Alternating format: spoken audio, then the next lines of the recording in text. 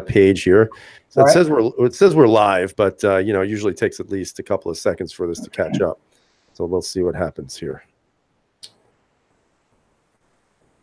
Let's see. All right, so we are on right now currently, Mr. Poe. Okay. All right, everybody. So welcome to tonight's chat. And this is, I guess what you could say, my chat, or flying solo, I call it, which is, you know, kind of corny and cheeseball, but it's still kind of catchy. So tonight we have a special guest. Tonight we have actually Brian Poe from Poe Performance. And if you're not familiar with his channel is, you know, the thing I like about his channel is the fact that he just says whatever is on his mind. He doesn't worry about politics and kind of hiding behind certain things and not challenging people's beliefs. So I like that. I respect it. And I'm hoping that tonight we're going to have a good conversation on some of these things. So Mr. Poe, if you wouldn't mind, introduce yourself and tell us a little bit about your channel.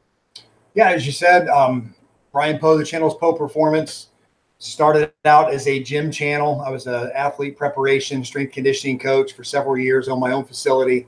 Once a coach, always a coach. I still would like to do that. And it's, I miss it, but it just kind of morphed. I don't know. I have always been into guns of some type, whether it's muzzleloader shotguns, you know, deer hunting focused, and then got into the pistol thing. Funny thing is, my second oldest son, when he was 12, 13, really started getting into pistols, and he kind of drugged me along into it. You know, come look at these pistols. And I was always looking at long guns, but so I just started shooting, and I think the coach in me just kind of wanted to get out there. Not that I'm any kind of an expert, but I was just sharing everyday drills. I was giving credit to whomever I got the drills from, showing honest shots. Some of them were awful. Some of them were pretty good. And, you know, the point of my channel is that I'm just a regular civilian, everyday guy. I'm not this former Leo, you know, former operator, just a regular guy. And I think there's some value in that.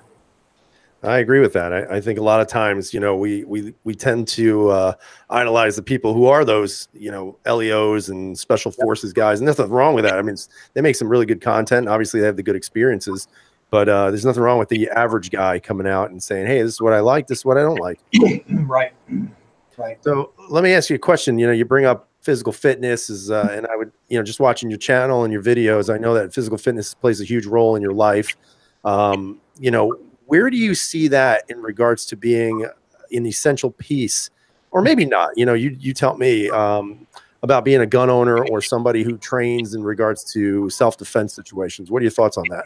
Yeah, it's funny you say that, because you as a content creator, I didn't ask this before we went on, but how many videos have you put on where if you could go back, you have shot them 8, 10, 12 times before you got it just right, or you screwed it up and then you went back? And I did that recently. I had one that was kind of rhetorical, but yeah. Go ahead. It happens, you know, we screw up, or you know, we're picky, and but anyway, I did a random rant video not long ago, and it was on the importance of physical fitness and gun ownership and carrying a gun. It was, it wasn't just honest. It probably was a little bit rude and obnoxious, and I didn't want to present that way. You know, I don't know if there's any better way to say it though, but you got a mixed martial arts background. I promoted mixed martial arts for a while also. I've kind of been in everything. I trained Brazilian Jiu-Jitsu, some kickboxing, and I saw the value from people you would not think could handle themselves physically, who can tie people in knots. Mm-hmm. And it's unreal to see. And it gives you a new appreciation. If you carry a gun, don't underestimate someone who is 160 pounds at 5'8", because I've had guys do that to me at my size. It's pretty humbling at first. Yeah. And so that gave me an appreciation, not just for physical or for martial arts, but the physical fitness part and strength and endurance. You know, street fights, they say the statistics are 95% go to the ground. Yep. Whether that's true or not, the one thing that is sure is most people couldn't last 30 or 40 seconds in a fight. The cardio side, the conditioning side, muscular endurance side, people are just out of shape. And this is where it can kind of cross into being rude, and I don't mean it to be, but when people joke about having a tactical muffin top, I fume. I get mad. Now, I'm not this lean machine. I'm not, but I'm in shape. And I know that if my life came down to it and I had to fight for it, for one, because of some past training, the ability to survive and just tread water, not necessarily kill somebody, but to survive, tread water, pick your opportunities in a fight. I'm in shape enough to survive at least 30 seconds, 40 seconds, a minute, which a lot of times is enough. Right. Um, And honestly, I think a lot of times, I think it's extremely important to at least be in shape enough to defend your life or somebody else's. yeah, and I agree with that. I think a lot of times people think you have to be this hulking monster Right. to be able to protect yourself effectively. Honestly, you know, you don't have to go to the gym and lift 1,000 pounds every day or every set. I think more importantly, it's, you know, you don't have to go run. You don't got to run a marathon. Just go out for a walk, get that cardio built up, because the cardio is a huge factor in all of that. You know, and it's, like I said, it doesn't mean you have to be a champion athlete. Nobody's saying that, but just to have that balance there, I think is effective. You know, I also have the mixed martial arts background myself. You know, I lost my half of my bicep to it. So, you know, I always think of the fact that one of the things that was always beat into our head, literally, was cardio. Because if not, you get gassed. And a lot of times you see these real big guys with all this muscle. Just remember, all that muscle needs oxygen. And a Yes, lot of times they don't work on that cardio very much. absolutely. Absolutely. Especially as you age, you know, I'm a few years away from 50, and the strength isn't there. What it was 10 years ago is not even close. I don't squat like I used to. I don't deadlift. I have changed my workouts to where I still do those things, but they're more endurance based, shorter rest periods, more about overall work capacity instead of how much, you know. And so density training is important. My workouts sometimes are 25, 30 minutes, but they're dense, they're short rest. I keep the heart rate up the whole time. And I feel pretty good. I feel really good, in fact. Yeah, you know, my whole workout regimen has changed. Also, I can't lift the weight I used to. My elbows hurt, my shoulders hurt, back hurts, neck hurts. You know, I tore my bicep a few years ago, so it never really fully recovered. That is probably one of the worst injuries to get, especially if you're in a physical fitness, because it completely removes a lot of the things that you can do. No, I can't do pull-ups anymore. It sucks. It really does. But, you know, you focus on other things. You know, you work more on the core, more of the cardio, and then you should be good there. So yeah, definitely. So I'm just looking at some of the people on the side. So we have a couple of people here. Steve, I know you always want to send me that Caracol. I don't know yet because, you know, the judge right now has 2 of my handguns and they've had them for 6 weeks. So who the hell knows when that'll come in. And I know Tex said he loves your P365 videos. And he said he actually ran his in IDPA last weekend. So that's pretty impressive. Nice. So that brings me to a new segue in regards to the P365. And this is where I get a lot of heat from because I am not a fan of the handgun. I don't own one. I've never shot one. I've actually held one and pulled the trigger, dry fired it. But, you know, I know you were a big fan of this, but if people haven't seen the video, why exactly did you eventually get rid of it? Well, to back up and talk about why I was such a fan of it, even though I've said in the past that I'm not this capacity freak, I don't have to have the largest capacity, you know, in a gun. But when you look at it, if I'm carrying a gun like the PPS or the 43 or the Shield, if you're already carrying those guns and you're proficient with them, you at least can shoot well enough to defend life. Why not try the 365? Now, if you don't train with a small gun, or you're used to carrying a 17 or a 19 or a bigger gun like that, or a CZ, you know, PO7, don't jump to 365 and think it's just going to be magic. There's still a transitional period. You still have to train. You still have to adjust. And so that's backing up to why I like the 365 so much was, well, if I'm already carrying those type of guns anyway, I get 3 to 4 more rounds. It just makes sense. The gun for me was perfect. 1,700 rounds, as God is my witness, was perfect, flawless. I didn't have a lot of the issues the first gen guns had. Never had any light, you know, primer strikes. I did videos also on the trigger spring, the striker. Everything was solid, stable. But the more problems I kept seeing, had they been contained in, say, January, February, something like that, I probably, even though my gun was manufactured in January, I probably would have said, all right, I'll just stick with it. I'll write it out. Started seeing on SIG Forum and Glock Talk and different forums, pistolforum.com, a 365 that was manufactured June 2nd or, April 25th, 2 striker springs broken. Mine's been back to SIG twice now. And I started to think, mine's 4 or 5 months older. Is it a matter of time before mine does the same thing? And I was carrying a gun every single day. And I said in my video also why I sold it.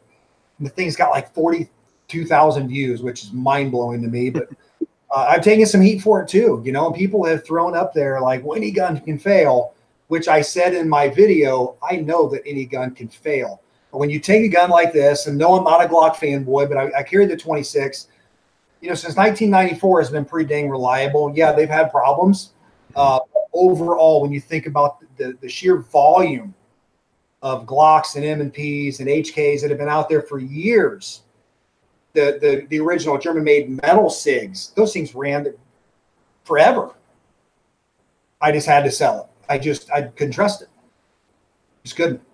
Had to go with old reliable with the 26. Yeah, there's nothing wrong with that, but it's an interesting insight, because I know it did get a huge amount of hype when it first came out. They were, touting the capacity, which was huge for everybody.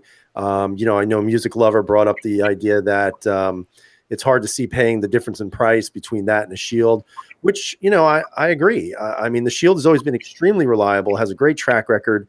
There's other great options out there, maybe not with the capacity, but a PPS M2, fantastic handgun. Rabbi, thank you.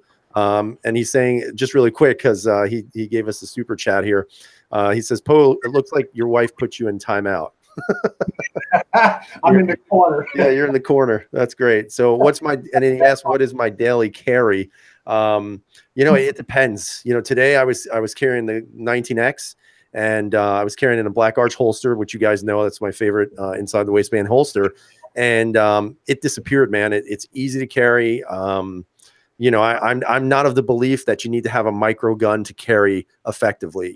Me personally, I like having a full grip on me at all times. With the handguns that I carry, I just feel like I'm personally more proficient that way.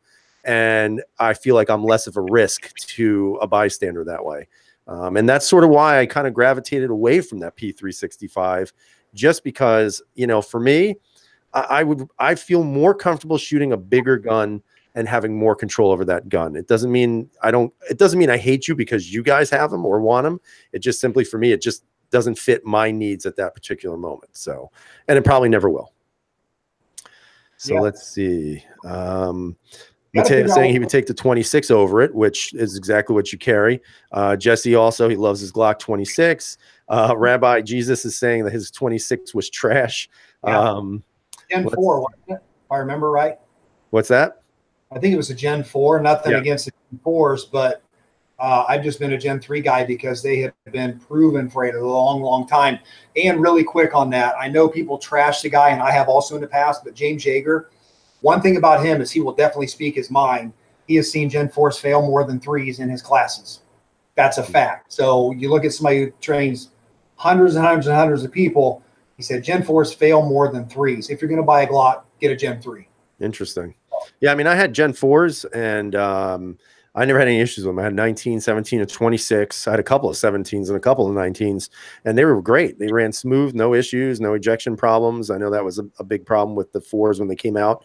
And, I just picked up the Gen 5, and, man, I ran several hundred rounds through this gun at the range, and I'm going to say it, and it's going to piss some people off, but I love this gun. I mean, the 19 Gen 5, when it first came out, I said it was a total waste. Why would you buy it? Now that I got my hands on it, I mean, I love this better than the Gen 4s. You're a Glock fanboy. I am. I'm a huge Glock fanboy, no doubt. I am a gun fanboy, except for a couple of brands. Yep. Or not even brands, just a couple of models. Yep, I'm with you. So I want to kind of pick your brain a little bit. And Steve is out. He's going to a bonfire. Enjoy it, Steve. I hope you're loving life. And he's carrying a 1911. So what's more American than a bonfire and carrying a 1911 with that? That's awesome. Nice. But I want to pick your brain. And again, this may annoy some people in the side chat. But again, chime in. Tell us what you think about this. But what are your thoughts about the CZ P10? Everybody has call that the wonder gun. You know, it's the Glock killer. It's this killer, that killer. Now, my personal experience, I've had 3 of them. The first one I had was a bit of a dog. It was, I mean, the thing rattled like a can. It just felt junky and it didn't feel great. The second one I had hit 1,000 rounds. I had issues, went back to CZ. They supposedly fixed it, and it just continued to have, you know, some doubt in my mind. So I wound up selling it after they fixed it. And then the third one I had, same problems, went back to CZ, and then ultimately I sold it. And, you know, I know you probably haven't shot one, but I'd be interested to see if you think a P10 is worth taking a gamble on.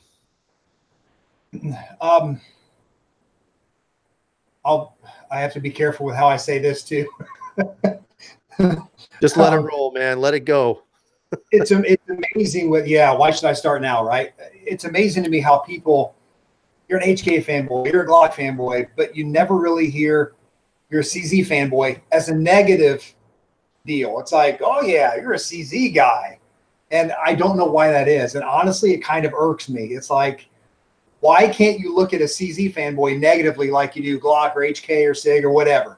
But anyway, that that aside, I have kind of stayed away from CZs. I've been looking at the P07. I think that's a really nice looking fighting type gun, especially you can get the Urban Gray. I've seen them on Gunbroker with, you know, threaded barrel, suppressor height sights for like $440, something like that. That's ridiculous. And if it's reliable, which the hammer fired CZs seem to be really good, that's a hard one to pass up. So if you see me with a CZ, that's probably going to be it, at least the first one.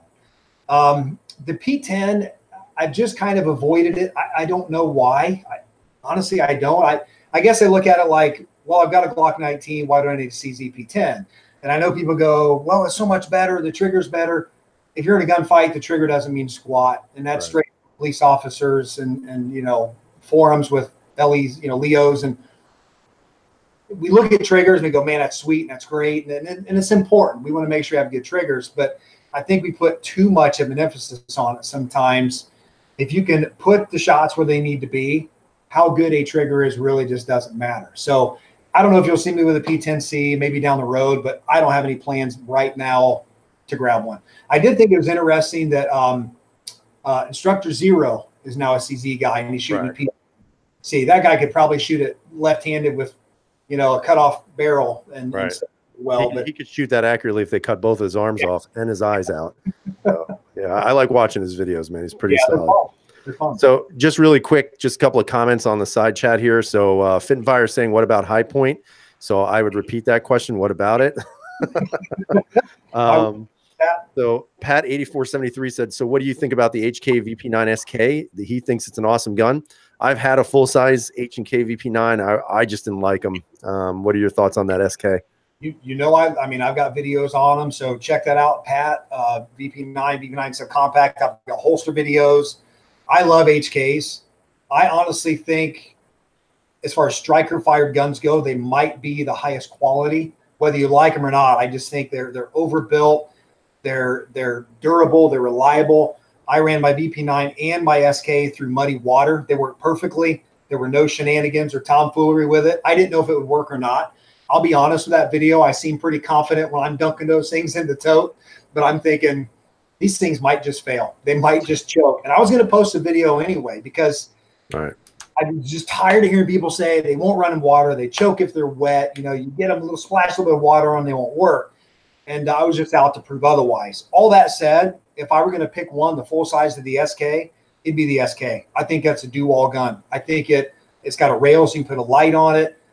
Extended mag, it feels really nice in the hand. And again, I've talked about the subcompacts, how good those mid-sized guns feel. I sold it. I sold a lot of guns, and I've had people go, why did you sell your SK? And why did you sell? Same reason I sold all the other ones. Mm-hmm.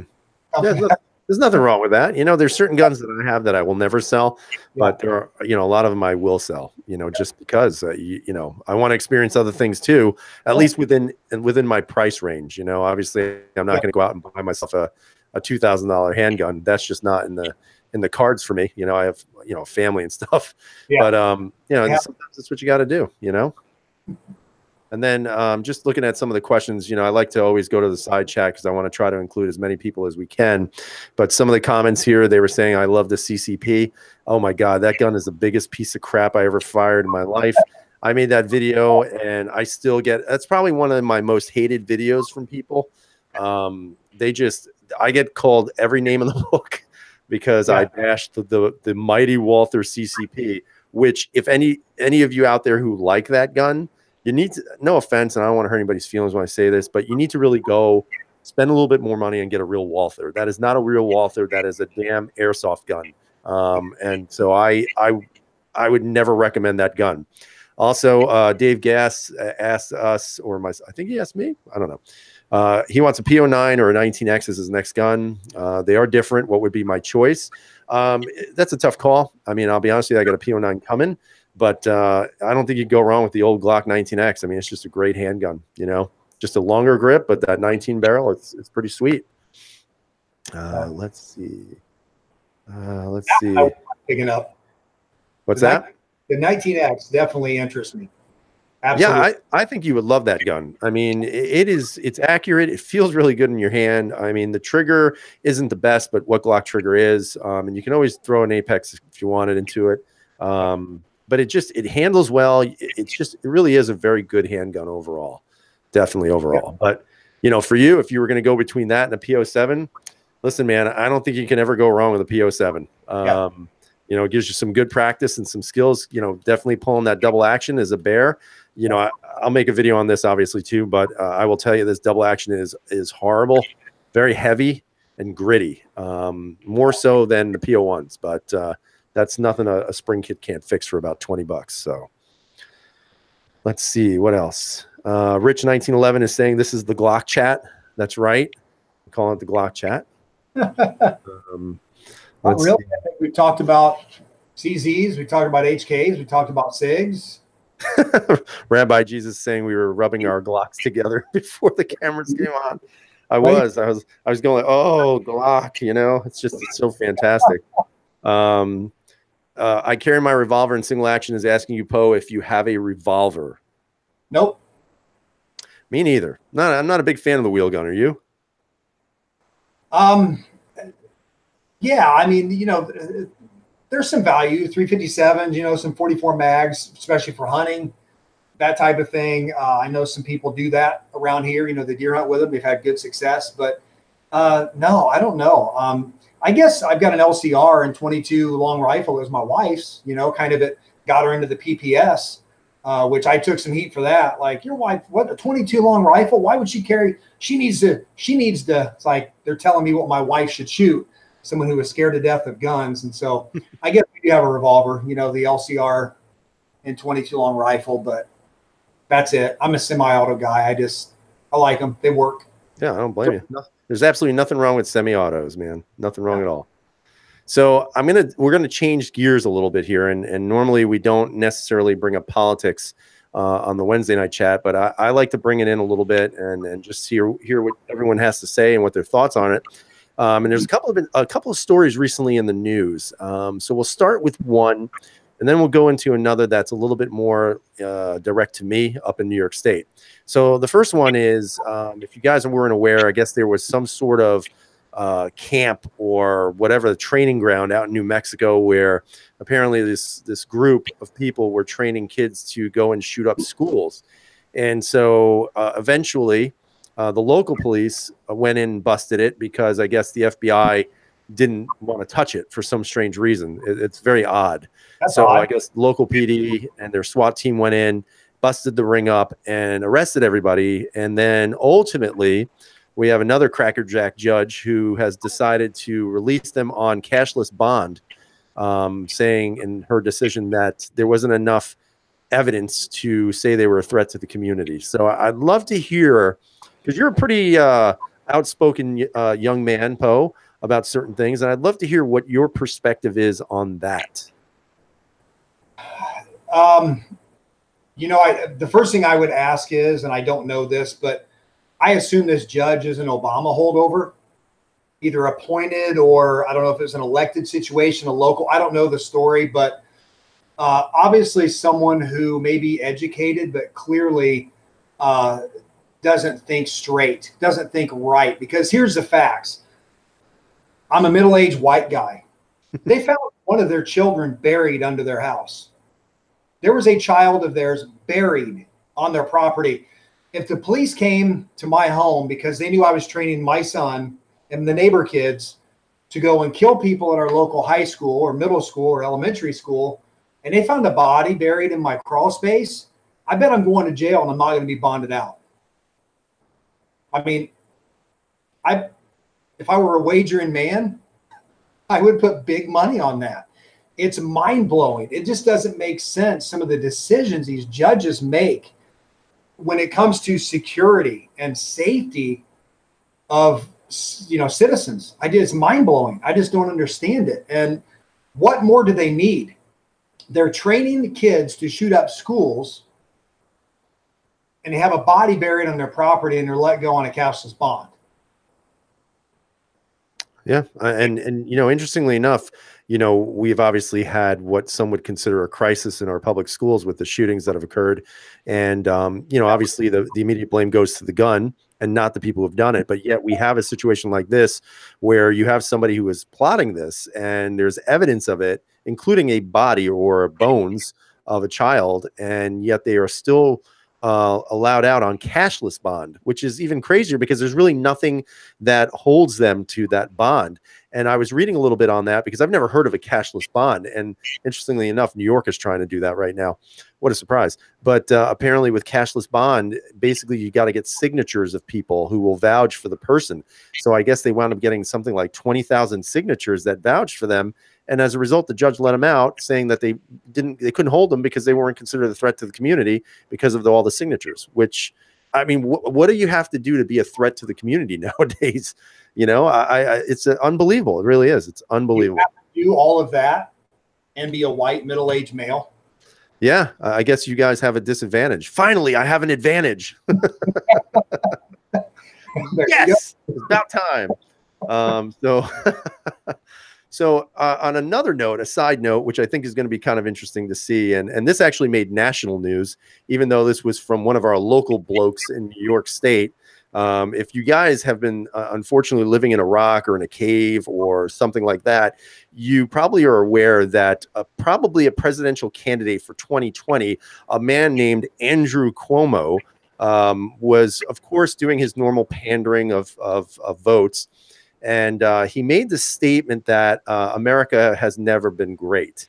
And of course, you know, what we saw up here was that there was some spin control, obviously, from his camp. You know, he was saying that, you know, he didn't mean that America wasn't great. Of course, America is great. He just meant that we could be greater or whatever.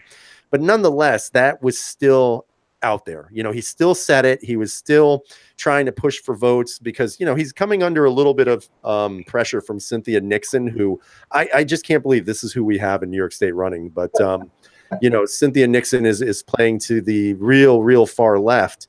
So Cuomo is trying to get some of those votes because ultimately that's going to kind of diminish his numbers a little bit. Probably not enough to get the Republican candidates, you know, voted in, obviously. But nonetheless, he still said it. And, the thing that I found kind of interesting was that if you know anything about Andrew Cuomo, obviously his father, Mario Cuomo, was also governor of New York State. But, you know, his family was a family of immigrants who came here from Italy many moons ago. And, you know, if America sucked so bad, then his family would not have had the opportunities. Now, yeah, there was definitely some, you know, I don't want to call it racism because Italians aren't a race, but there was definitely some ethnocentrism, big word, you know, against Italians. Any Eastern European, any Southern European, you know, the old guard of the Germanic people from Western Europe hated them. And yet his family was able to make something out of nothing to the point where he's a governor, his father was a governor, his brother is a really terrible reporter on CNN, and yet they still have the audacity to say America was never great. And I just want to hear what you have to say and then go to the side panel and see what everybody else is saying about it. You know, it's funny. He gets it honest because his dad, as you talked about Mario, back when President Reagan had spoke of the shining city on the hill, Mario Cuomo back then, I was a kid. And back when we only used to get news at 6 o'clock p.m. and a.m., and that was it. That was a big news story that he made reference to America, maybe a city on a shining hill, to some people, but not really to everybody. And that's being dredged back up again, just recently too. And so it seems like he gets it honest, thinking that America's not that great. When you look at the scope of this country, and I talked about, one of my random rants about being patriotic. If you're willing to die or take a life for this country, then you're by default a patriot. And it's sad because 3% back in the Revolutionary War, 3% were willing to fight. That's it, 3 out of 100. And I think people have this perception that everybody was in. Not everybody was in, and it's still true today. I hope we have 3% now. I don't know if we do or not, but when you think about, though, those 3%, 3 of 100 willing to lose everything. The founding fathers, some of which were very wealthy, very rich, willing to lose everything to make this work, an experiment that they didn't know would work. They had no idea. Well, let's give it a try. Let's give it a shot. And even if we die, hopefully it continues on. Maybe we can instill something in these patriots and they'll keep pushing and make it happen. And as we know, in 1812, had to fight again. The British hadn't had enough. Thankfully, France came to, the rescue and formed an alliance there, and, which they helped. But the bottom line is, in 242 years, there is no country who has been more successful than the United States of America. Nobody has accepted more immigrants. Nobody has done more for humanity. Nobody has done more for world evangelism. Nobody has done more for humanitarian needs after natural disasters. Nobody has given more aid than any other country on the planet. Nobody. And we're only 242 years old. Don't tell me that this country is not great. And whether you believe it is a Christian nation or not, it's founded on principles of giving and character and fighting for what you believe in. No matter how you slice it, this is the greatest country on the planet. And if it were not, why would a border wall be a big problem? Why would people coming over on boats be a big problem? People want to come here for the opportunity. I have no problem if they come here legally. That's all there is to it.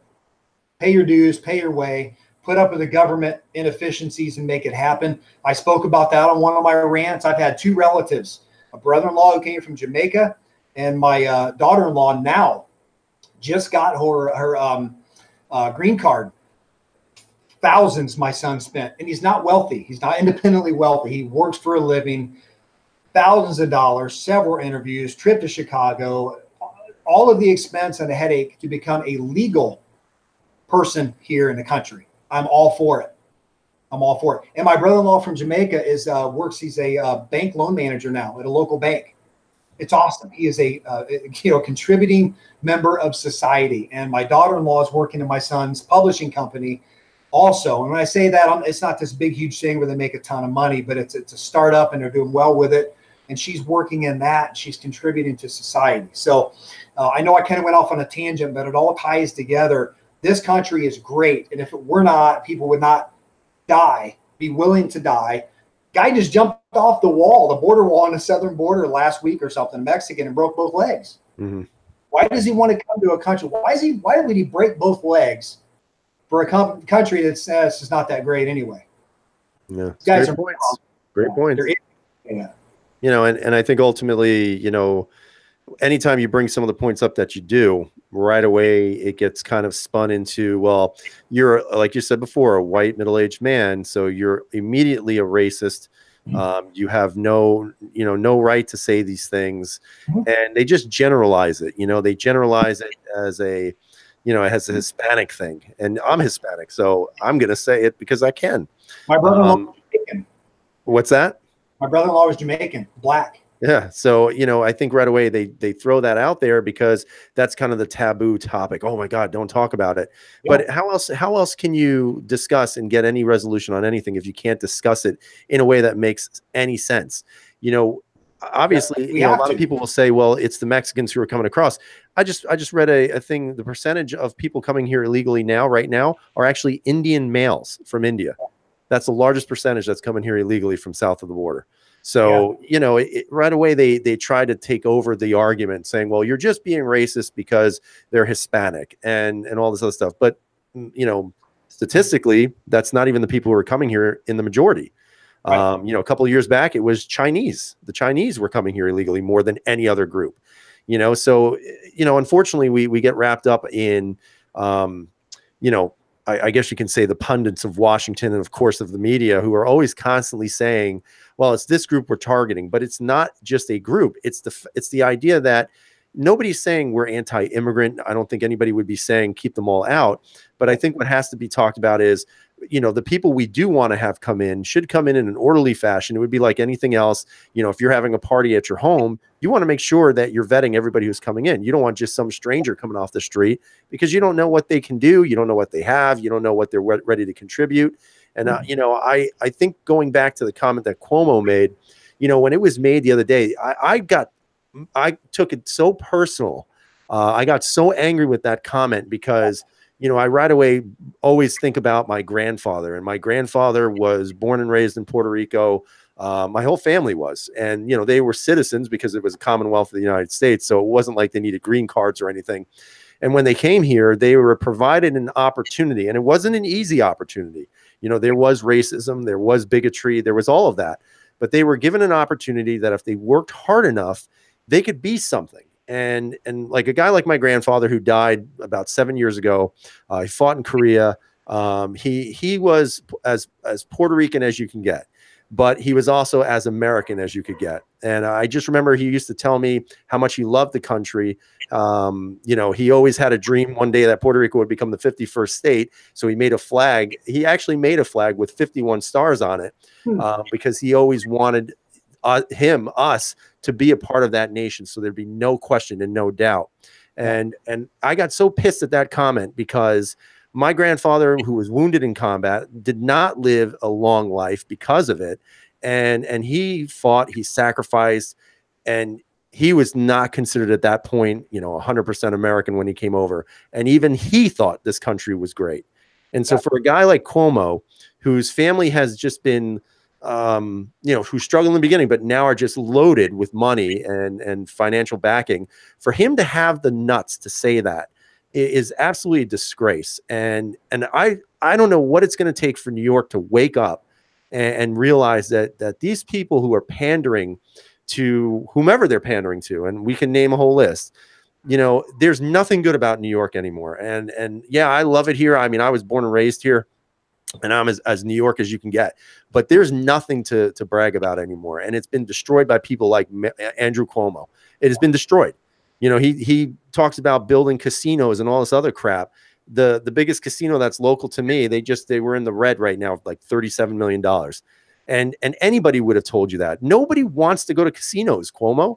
You know what you need to do? You need to reinvest back into the infrastructure. You need to build some sort of high-speed rail line in New York State to connect the state. But there's no vision with this guy. And he just, when those words came out, it was like, it just set a fire in me because, I have family who bled and died because of what they sacrificed, and they still believed in the nation. And you've got this turd who does not. Yeah. And they're trying to backtrack because of all the heat he took. But if you watch this, it wasn't this campaign rhetoric. It wasn't when he was fired up and he was speaking out of emotion. He just casually said, make America great. And it was really never that great. It was so casual and just, it came from the heart. There is no doubt he was speaking what he believed. And if you look back, even, I guess if anybody talks enough, they're going to say something stupid. We all do sooner or later. Back when Obama talked about his Muslim instead of a Christian, he talked about 57 states, which is Islamic. And when you talk long enough, what's in here will come out. And Cuomo spoke from the heart. That was what so many other people want to say. Of course, the socialists are willing to say it. They're just going to go, the country's terrible. We need to give everybody everything free, and there's no accountability. And unfortunately, their message has gotten through to a lot of millennials. I saw a study and statistics. I don't put a lot of stock into those or polls. If they were accurate, Hillary would be president. Thank God she's not. But a statistic that showed upwards of 41% of millennials believe socialism is superior to capitalism. That's pathetic. And even if it's half that, if 1/4 of ages 25 to 30, whatever millennials are, believe that, That's horrible. And parents have failed big time. I don't put the blame on teachers, politicians. It's parenting, period. Yeah, I mean, and we'll end it with that on the politics because, obviously I don't want to make this a whole political night because what are more people into, politics or guns?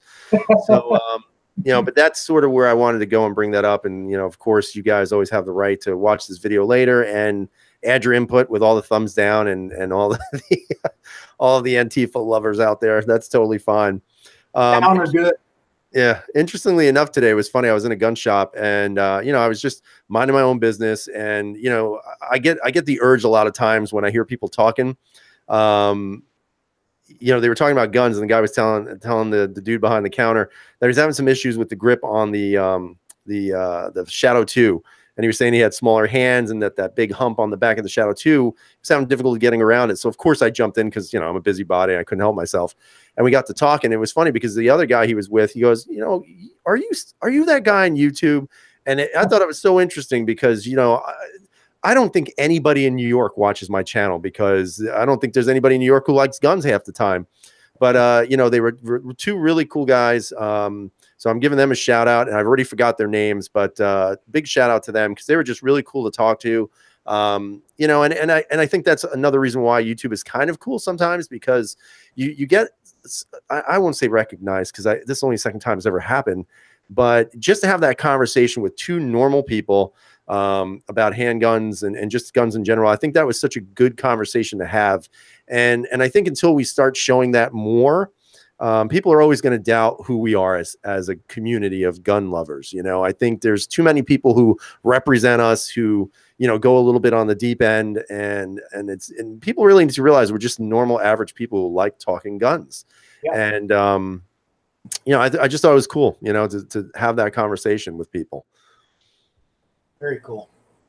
I haven't really had any, I guess it's funny because that's kind of a random rant upcoming I was thinking about doing was YouTube celebrities. And it's mind blowing to me how these people do meet and greets. It's like, and I'm not going to name any, but there's some pretty big channels out there and they do meet and greets. And it's like, you couldn't pay me to come and shake your hand at a gun store, man. You're just a regular person who happens to get in front of a camera like anybody else. And you have a lot more subscribers than we do. It doesn't mean you're more knowledgeable, and maybe you are, but it doesn't necessarily translate into more knowledge or experience, better anything. It just means more people click subscribe on your channel, yet they do these meet and greets. And that, if that's your thing, that's fine. I'm not bashing that, but I don't look at them as really celebrities. I look at them as just YouTube personalities. They do what we do, and have a lot of subscribers. So now guys like Pat McNamara and Kyle DeFore and Haley and guys who have lived it and who have done it. Honestly, my local Leos, I get to train with a couple here who are both on a SWAT team, and I respect those guys more than any of these big YouTube channel guys. These guys, some of the things they have done and gone through, local firefighters, come on, you know that job and what they do and go into a second or third story burning building to pull people out and to save lives. And that's where my respect goes. YouTube celebrities. Yeah, whatever. Exactly. And, like I said, I mean, I don't know everything, I think in the last chat I was on, I was called arrogant or I seem like an arrogant person or a know-it-all or something. I don't know what it was. And, I was kind of like, really, am I that arrogant? I mean, I know things about guns, but I'm always willing to listen and learn, man. This is not an end all and be all for me. I would never say that I know everything about guns. I will tell you right now, I am a terrible rifle shooter. Terrible. I just don't shoot them enough. And that's hopefully going to change, but I suck at it and I need to get better at it. If you ask me, people who are arrogant would never say that. Am I a great pistol shooter? I'm decent. I'm not great, but I'm decent. I mean, I wouldn't want to stand in front of me with a handgun. That's the way I look at it. But I think, there's always pros and cons to YouTube. That's for sure. And so I want to ask you another question. Okay. If you could meet one person in the YouTube gun world, okay, who would that person be and why? Oh boy, man, there's several. Don't say me. Don't embarrass me and say me, please. I'll answer this question, and I want to comment really quick on that too. Probably Bob Keller, Robert Keller, former actually he's still active Delta. I think he's like 41 years old. I'm a logic guy. I try to keep things simple. I'm a simple guy. I don't overthink things, and sometimes that irritates people. I think they think I should be more, give it more thought, or just 1 + 2 is not 4, and it's logic to me. And Bob Keller is very simple. Robert Keller, check him out. The way he comes across, people call him arrogant too. What Delta guy isn't a little bit arrogant though? Yeah, right. Seriously. I mean, come on. But I would love to go to one of his classes. I'd love to meet the guy. He talks about how great shooters he has seen personally. So many guys who can shoot lights out, but when bullets are flying past their head, they crap the bed and they fall apart and they can't fight. Mm-hmm. To be able to stand there and apply the fundamentals when your life's at stake, when bullets are flying. And I love that philosophy. I love that. And I think about it when I go to the range. When I heard him say that, when I go to the range, I think about my target as a real person and, putting rounds back at me and not just standing there static shooting. Now, I'm blessed also. I got a couple ranges. I can do whatever I want. My brother-in-law owns one. One's behind a church, facility here that I actually built. Put that together. So I get to do a lot of things other people don't, and I get that. But I just love his simple philosophy. If you haven't checked him out, Robert Keller, Bob Keller, he's also on Instagram. I just love the guy. I'd love to meet him. Cool. Very cool. Yeah, go ahead. The YouTube celebrity thing, and I saw a comment the other day, and I don't remember. I'll try to think of it as I go here. I think, oh man, who was it? He only has 22,000 subscribers. Oh, only? Yeah, but it was somebody said, oh man, I'm going to look like an idiot now. But somebody made a comment. Oh, it was Johnny, Gun Drama Johnny, 182nd Ideas. I don't know if you saw, he's splitting from YouTube. Yeah. And in the video down below, somebody goes, well, I'm not sure what makes you an expert on video production. You've only got 22,000 subscribers. And I'm like, okay, so if Bill Gates put together a Microsoft channel and only had 20,000 subscribers, you're going to tell me he doesn't know his stuff? And so that is that mindset people have with YouTube people, like, well, if you have a lot of subscribers, you must be a god. You must know exactly what you're talking about. And I guess that's one of the downfalls of social media, whether it's YouTube, Facebook, Instagram. People can put a character up there and make you believe there's somebody they're not. Right. So let's see. Dave Gass saying he'd like to meet the Three Guys Gun Chat guys. So myself, KS, and Big Johnson. Pops Quest, Dan, the firearm guy, and many others. Oh, and Yankee Marshall. I don't know, man. I don't I don't know if I'd want to meet that guy. No. Mateo saying he'd like to meet, of course, Harrell or Harrell, however you pronounce his name. I forget. For me, if I was going to pick, I have two really close. One that I just started watching recently, and I'm going to throw him out in regards to just dropping his name because I really like his channel, and he's kind of got this really just dry personality about him. And I guess he's a law enforcement guy. He actually looks like the guy from. You ever see that movie a while ago? And we're going to date ourselves on this one, but you ever see that movie Toy Soldiers? Where the little action figures come to life and whatever. So you remember the guy with the crew cut, the buzz cut. I forget what the hell his name was in that. But he looks like him. He looks just like him. So if you guys haven't checked out this channel, it's HR Funk. And he's actually interesting because he's a hell of a shot. And I just like his videos. So I'd like to meet him because he probably has a world of knowledge up there. And it just seems like he's kind of just like very straight, but very nice, very humble. But if I had to choose one, there's only one guy that I want to meet, and I have a huge man crush on this guy. It's a man crush, guys, okay? That, of course, is going to be the mighty Clint Smith. Oh, yeah. I mean, that guy is just – I mean, there's just – everything about him is just awesome. All of his videos are straight to the point. I love to go out there and shoot on his ranch and just learn from him. But my God, he is, in my opinion, the ultimate he seems just like a pisser. You know what I mean? Like you'd laugh, you'd probably cry, and then you feel bad about yourself when you left. So, I just think that's the kind of person I'd like to hang out with for the day and shoot with, and just learn what he knows. Yep. Yeah, that'd be a good choice. He's a straight shooter. Yeah, that's for sure. And you know what? He's got every reason to be, Yeah. So, tell us a little bit, Poe, what you have coming up. Do you have anything big coming, or any new guns that you kind of are looking at right now that maybe you want to add to your little repertoire? Nope. Nothing, huh? I want to get my hands on another full-size HK, the USP series. I've owned the USP 40, I own the USP 9 compact. I'm thinking the USP 45, the full size. One of those, I'm not a safe queen gun, but I don't know. There's something about those USPs. They're just tanks. Those things are just, you could probably run them over with a tank and they would still work. They're just phenomenal guns. And that might be the one that I would be willing to not even shoot much, but just keep it to have it. And I wouldn't mind having it in 40 either, because that gun was designed first in 40. So if there was a gun that was designed around it, that cartridge, that one is it. But I've got a couple of product reviews coming. I've got a drill video. Funny you ask, I actually went to the range today trying to shoot a video.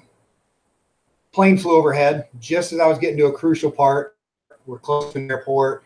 Generally, I'll let it go, but this thing it was a jet. They're smaller jets, but right overhead. It was so loud, it just blew everything. And so I got ready to restart it. And when I did, one of my magazines, I screwed up the round count. It just said, heck with it. I put the camera aside and just shot. But so I've got drill video coming. Here's some notes. That's how I write those down at work. Hey, that make a good video, and I'll write them down. So, oh yeah, I'm going to talk about gun belts. Do you need one? That one's I guarantee you that one will give me some heat. I'm going to talk about my choice of home defense gun.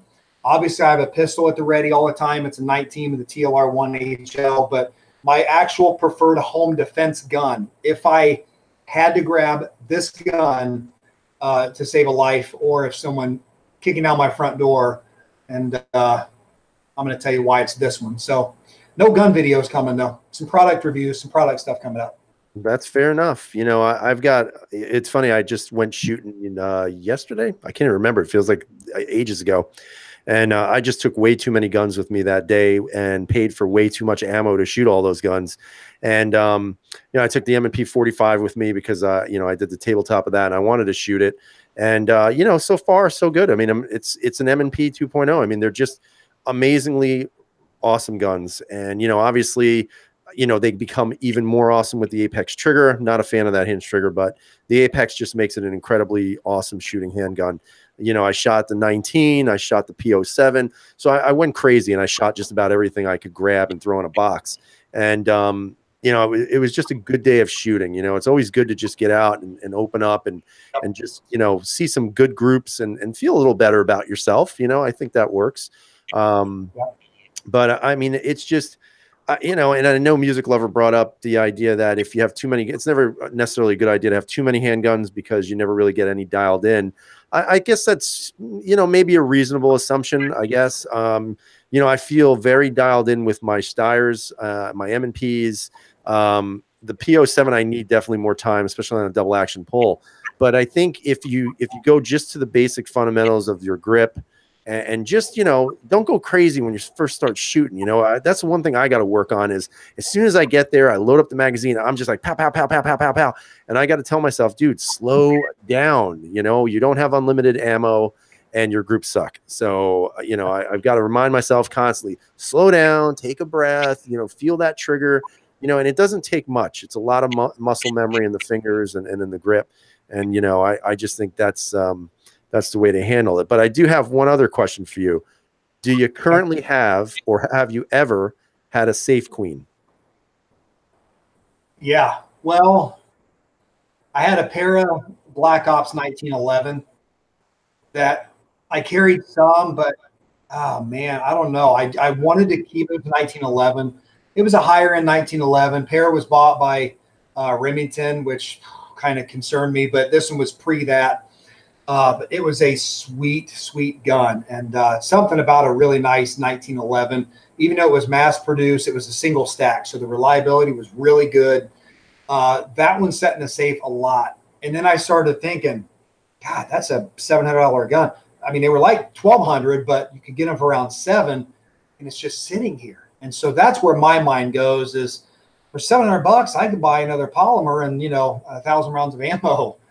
That's me. That's that logic, which might make you think you regret selling a gun, but I really don't regret selling any that I don't have back again. So, yeah, but probably that one, 1911. I didn't shoot it much. Yeah, I mean, I currently only have one, and that's my P01 Omega with the Urban Gray. I mean, it literally just sits on a hanger in my safe. I don't ever carry it. I rarely shoot it because I have the original P01. But I don't know. I just like looking at it. I'll be honest with you, man. I just love that gun. I love the way it looks, and if I ever have to carry it in an emergency, I will. And so, but if I don't have to, I'm just going to let it sit there. Yep. I used to pull the pair out of the safe and I'd put it on the wall and I'd play around with it and everything. Yeah. That's exactly what I do. I just I pose with it, take selfies. Yeah. So Honest Outlaw is saying his safe queens are his AKs. He just never takes them out for some reason. So you know what, Honest, I want to help you with that. So if you want to send them to me on the down low, of course, because they're illegal in New York State if they look evil, I'd be more than happy to take them out for a walk every once in a while, buddy. Let's see. So JB just got here. He was at college. Awesome. Get your education. That's always important. Appreciate you being here. Rabbi Jesus, he says, okay, so I'm set up for Tundra Tactical Chat. Wait a second. We're not plugging anybody else's channels, especially his. Yeah. Stop. Let's see.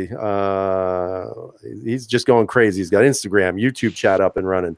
So good for you. You're tech savvy. That's excellent. And Jesse B Outdoors saying he doesn't, his 1911 does not get shot much due to the price of ammo, which I agree with. I actually paid for 200 rounds of 45. I'm not doing that again. It's a nice gun, but Jesus, it's expensive to shoot. And yeah, I mean, that would be for me the only downside of owning that 45 for a long period of time is because if you do want to train consistently, you gotta part ways with money more often. Yeah, what I would say to that is, and I told you before I had a Glock 30 for a little while, pretty much like a 26. What I would say is if it's the same gun, so say you've got an M&P 9 2.0 and you shoot it a lot, cheaper ammo, you're going to shoot that M&P 45, same grip, there's not a ton of difference. If your grip is good, your fundamentals, 45 and 9, there's just not a lot of difference. People overblow that stuff. And so maybe, you go to the range with 100 rounds and you shoot 60 of the 9, you shoot 40 of the 45, and you're still getting a training. It's just a test to verify, all right, I'm still there. Maybe it's only 20 rounds of 45. At the price that stuff is, that might be a better choice. Right. It is. Yeah. And like you said, I mean, if you and that's one of the reasons why I picked it up used, because I have the compact and then the 4 1/4 inch, and it's such an easy system to learn. I've been completely won over by these handguns. I mean, they're just awesome. And again, I'm going to plug them because I believe in them. But the Apex Trigger guys, if you buy an M&P, whether it's the 1.0 or the 2.0, once you drop that trigger in, it is game on. I mean, the guns are just fast. The triggers are excellent, and it just makes it such a fun day at the range because you shoot 100 times better than you really are. At least I do. I'm not going to lie. One advantage to the M&P series, I think, where they have hit that niche is their price, and their rebates. And I mean, you can pick them up so inexpensive where if you did want to upgrade sights or trigger, you're still in it for about the normal cost of a polymer anyway. So M&P is doing that part right for sure. Even their upgraded 2.0 series prices are good on those. Yeah, absolutely. And you get a $50 rebate. Can't beat it. Or the Cerakote you did, if you wanted to trick it out like that or add an RMR, you're going to be in it way less than you would be a lot of other polymers. So yeah. I mean, great job. Love it. I just, whatever. But Rabbi Jesus really quick was saying, what do we think about 22 conversion kits for saving money? So what do you think about that? I would think it would be something where there obviously is a difference in 22 and 9 or 22 and 40 and 45. But, for fundamentals, as far as moving and shooting, that type of thing, maybe some benefit, maybe out of the holster and presentation. But I think stationary, obviously 1 round at a time and popping 122 round versus a 9 or 40, I don't think there'd be a whole lot of benefit. But there again, maybe you shoot 100 of the 22 rounds and you shoot 50 to 9mm or 45. Maybe there's some value to that. I think you'd have to figure out a system that worked for you. But my problem has been those conversion kits are like $350 for a Glock or something like that, or the logic, I started thinking that's 2,000 rounds of ammo I can just put into my 26 or my 19 or, so right. I don't see a lot of value for me personally. Yeah, I definitely see your point of view. And, I would just add that if you were going to do something like that, and really if you're, it's not going to give you the recoil of a 9 or a 45, or obviously we know that. But if you're just doing it for more, grip control, that type of stuff, go out and buy yourself an airsoft replica. For example, I have a PPQ replica, and it's the same gun. It's just an airsoft gun. And, it's still, the slide still actuates and all this stuff, obviously. And it really reminds me a lot of a 22. And I guarantee you it costs me much less than the actual 22 conversion kit. Yeah. So that just might be something some people might want to, think about, and there's plenty of good replicas out there. Obviously some are more expensive than others, but that's a good way to train too. You don't necessarily have to go overboard and buy something like that. You can definitely just buy something cheap that feels the same. Yes. And if your fundamentals are good, and everything else in your grip, when you pull that gun out for live action, real situation, nobody's ever said that grip really felt good, or my sight's this, or the trigger that. If your training is good, your presentation is good, you're capable of putting rounds on target, just that repetition of coming out of the holster maybe with that airsoft gun, you're getting the same sight picture, the same slide look, same hand position, everything else. So definitely an inexpensive way. That's something I'll have to look into. Yeah.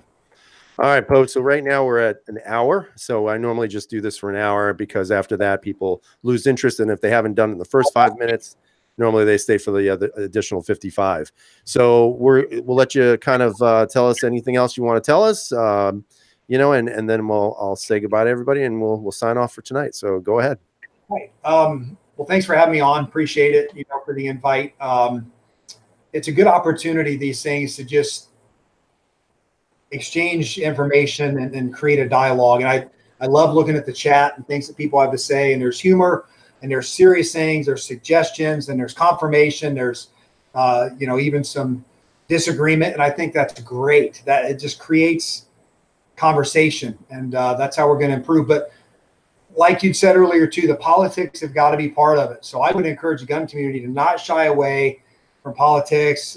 To me, they're one and the same. If you're not involved in politics, who are you voting for? Who's voting for or against gun rights, or for or against social issues that are important to you, or religious issues? So don't say I'm a gun guy, but I hate politics. To me, it doesn't make sense. So there's my old man lesson for the day, I guess I would say. Sounds good, man. So again, I'll just say thanks to everybody who joined us tonight. I think we got up to the 30s, so that's always cool to have some people with us. And again, cool. All of you on the side chat, if you know anybody who you've never subbed to, if they have a channel, go ahead and check them out. I mean, there's just a lot of great content to be offered out there, and they don't have to have 1.5 billion subs to be enjoyable. And you can learn something probably from everyone here. So appreciate it, guys. Really enjoyed the chat tonight with you, Poe. I appreciate you joining me. And we'll probably do this again in the future, I hope. So good. With that, night, everybody. Appreciate it. Everybody have a good night and be safe.